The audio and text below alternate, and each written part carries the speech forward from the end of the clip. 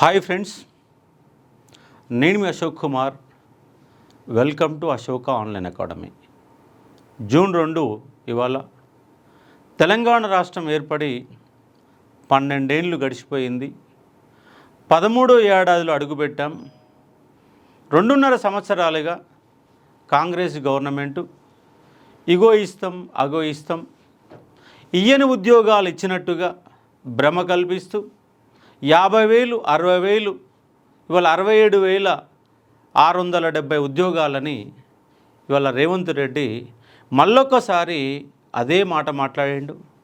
చివరికి నాకు ఎండగొడుతుందని తెలంగాణ రాష్ట్ర ఆవిర్భావాన్నే అవమానించిండు ఈ రేవంత్ రెడ్డి.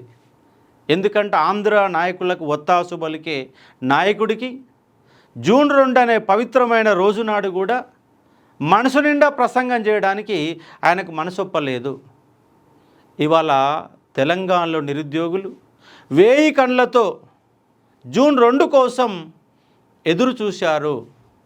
చాలామంది యూట్యూబర్స్ తీపి కబురు అన్నారు. నేను మాత్రం తీపి కబురు ఉండబోతుందంటే ఉండదు అని నిక్కార్సు చెప్పాను. ఇవాళ జూన్ 2 అదే వాస్తవం అయ్యింది. ఇవాళ ఇచ్చినటువంటి చిన్న ఉద్యోగాలండి. ఎన్ని ఉద్యోగాలు సార్ అంటే చూడండి, ఇంజనీరింగ్ సంబంధించి assistant executive engineers civils road and building డిపార్ట్మెంట్లో 222, assistant executive engineer electrical in roads and building డిపార్ట్మెంట్లో 49, అలాగే assistant environment engineer Telangana pollution control బోర్డులో 19 ఉద్యోగాలు. అన్నీ కలిపిన 280 ఉద్యోగాలు కాలేదు. 3,800 ఉద్యోగాలకి ఆర్థిక శాఖ ఆమోదం పొందిందని ఇవాళ Telangana public service commission chairman నిన్నటి ప్రెస్ మీట్లో చెప్తాడు. ఆయన ఏమంటాడంటే 25 నోటిఫికేషన్లు ఇస్తాం, కానీ ఏ నోటిఫికేషన్లో 10 ఉద్యోగాలు కూడా లేవు. ఈ తీపి కబురు చెప్పడానికి ఆయన జూన్ 2వ తారీఖు నాడు ఏదో ప్రపంచమంతా మునిగిపోతున్నట్టుగా ఇవాళ ఆయన పేపర్ ప్రెస్ ముందుకు వచ్చిండు.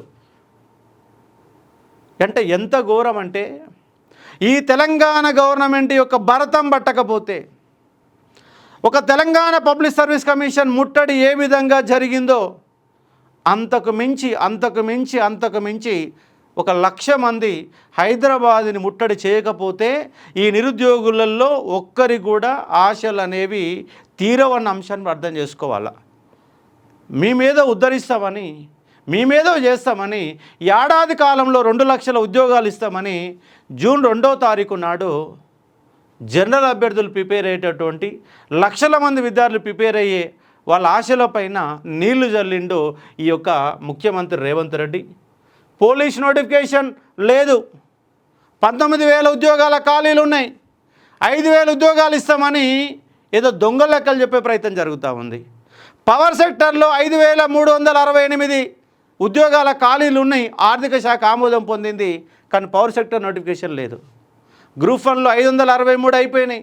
ఈ కాంగ్రెస్ దగులుబాజీ నాయకులు ఏం చెప్పారంటే గ్రూప్ 1, గ్రూప్ 2, గ్రూప్ 3 పూర్తి కాకుండా కొత్త నోటిఫికేషన్ ఎట్లా వస్తాయని చెప్పారు. ఇవాళ గ్రూప్ 1 అయిపోయింది, అమ్ముకున్నారు అడ్డంగా. గ్రూప్ 2 అయిపోయింది, గ్రూప్ 3 అయిపోయింది, కానీ కొత్త నోటిఫికేషన్ జూన్ 2వ తారీఖు నాడు గ్రూప్ 1 లేదు, గ్రూప్ 2 లేదు, గ్రూప్ 3 లేదు, గ్రూప్ 4 లేదు. గురుకులాలలో చాలా ఖాళీలు ఉన్నాయి, గురుకులాలు లేదు. 25,000 ఉద్యోగాలు డిఎస్ ఇస్తామని చెప్పారు. ఇంతవరకు కలిపిన ఉద్యోగాలు 5,000 తప్ప మీరు ఇచ్చినటువంటి ముష్టి కూడా ఏం లేదు. అలాగే గురుకుల నోటిఫికేషన్ లేదు, డిఎస్సి లేదు, మోడల్ స్కూల్ లేదు, జీపీఓ లేదు, ఏదీ లేదు. ఒక ఫారెస్ట్ బీట్ ఆఫీసర్ వేస్తున్నాం అన్నటువంటి సమాచారం. అలాగే ఎడ్యుకేషన్ డిప్యూటీ డిఓ అవన్నీ పడతాయి. ఉన్నటువంటి పోస్టులు ఉన్న జిల్లాలో ఎన్ని డిప్యూటీ పోస్టులు పడాయి? 20-30 పోస్టులు. ఈఓ మహా అయితే ఒక 190 పోస్టులు.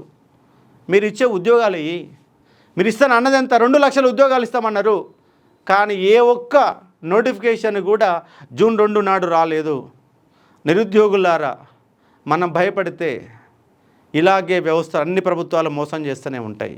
ఈ ప్రభుత్వాలకు షాక్ ఇవ్వకపోతే మన నిరుద్యోగ వ్యవస్థ ఇట్లనే ఉంటుంది.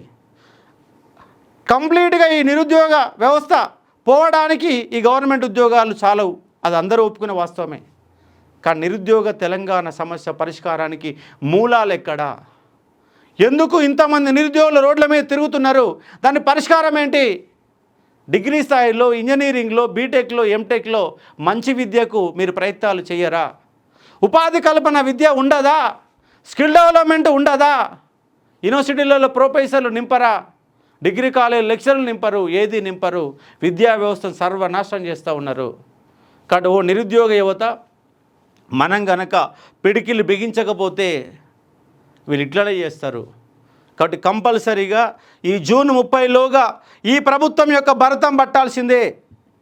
హైదరాబాదులో ఉన్న ప్రతి నిరుద్యోగి, లైబ్రరీలో ఉన్న ప్రతి నిరుద్యోగి, మీరు ఎన్ని రోజులు కుర్చీలకు పట్టుకొని చదివినా ఈ దున్నపోతు ప్రభుత్వానికి, ఈ మొండి ప్రభుత్వానికి, ఈ దగుల్వారి ప్రభుత్వానికి, ఈ దొంగల ప్రభుత్వానికి, ఈ కాంగ్రెస్ దొంగలకి మన మాట వాళ్ళ చెవికెక్కడం లేదు.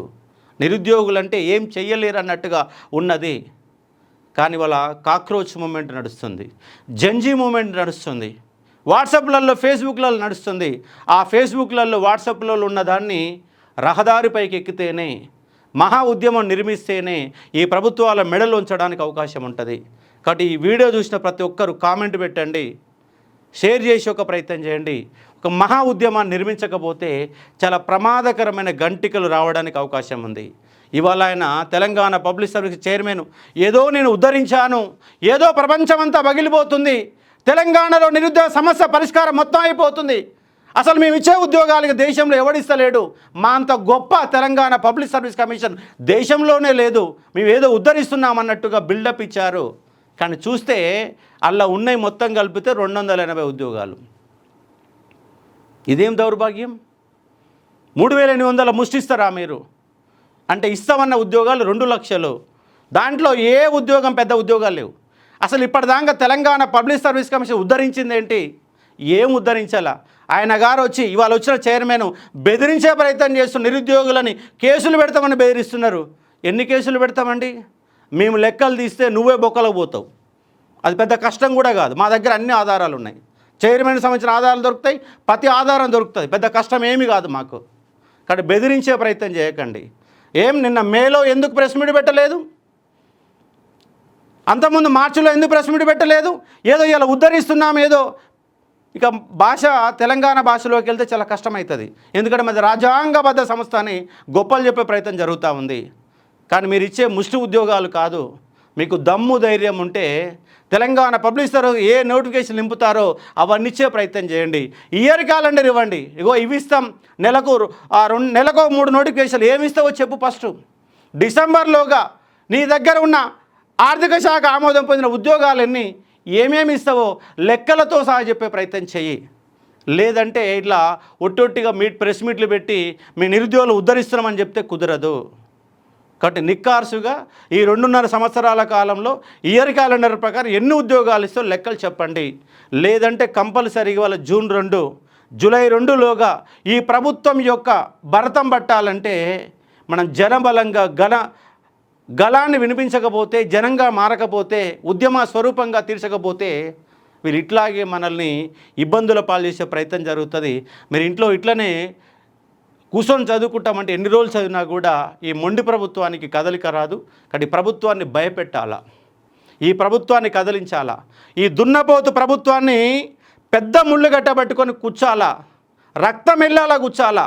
అప్పుడైతే నీ ప్రభుత్వానికి గుర్తు రావడానికి అవకాశం ఉంది. కాబట్టి ఏ ఒక్క నోటిఫికేషన్ కూడా రానొక పరిస్థితి కనబడుతుంది. కాబట్టి దొంగల రాజ్యంలో నిరుద్యోగుల బతుకులు ఇంతేనా? జూన్ 2 నాడు ఎదురుచూపులే. పోలీసు లేదు, పవర్ సెక్టర్ లేదు, గ్రూప్ 1 లేదు, గ్రూప్ 2 లేదు, గ్రూప్ 3 లేదు, గ్రూప్ 4 లేదు, గురుకుల లేదు, డిఎస్సి లేదు, మోడల్ స్కూల్ లేదు, జీపీఓ లేవు, లైబ్రరీ పోస్ట్ లేదు, పీఈటీ లేదు, పీడీ లేదు, ఏ నోటిఫికేషన్ లేవు.